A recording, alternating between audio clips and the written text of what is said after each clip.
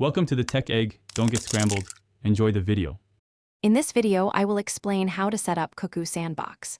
Cuckoo Sandbox is a powerful open-source tool designed for automated malware analysis. It allows you to safely execute suspicious files within isolated virtual environments, preventing any harm to your host system. Cuckoo meticulously observes and records the malware's behavior, including process creation, file system changes, and network communications. This comprehensive monitoring generates detailed reports, offering invaluable insights into the malicious activities of the analyzed samples. Before diving into the Cuckoo Sandbox setup, you'll need a few key prerequisites. A Linux distribution, such as Ubuntu, is the recommended host operating system.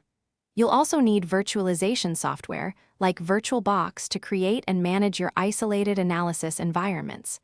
It's crucial to have Python 2.7 installed, as Cuckoo's core components rely on this version. For optimal performance, ensure your host machine has at least 2 CPU cores and 4 GB of RAM available for the sandbox.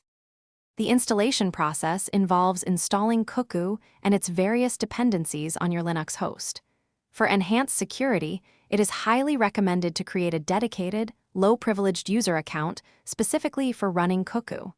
Next, configure your network settings to ensure your virtual machines are isolated, typically using a host-only adapter.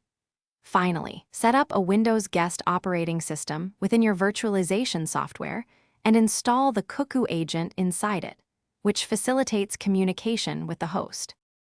Once Cuckoo Sandbox is configured, you can begin submitting samples for analysis. This can be done conveniently through its intuitive web interface or via the command line tool. Upon submission, Cuckoo will execute the suspicious file within the isolated guest virtual machine.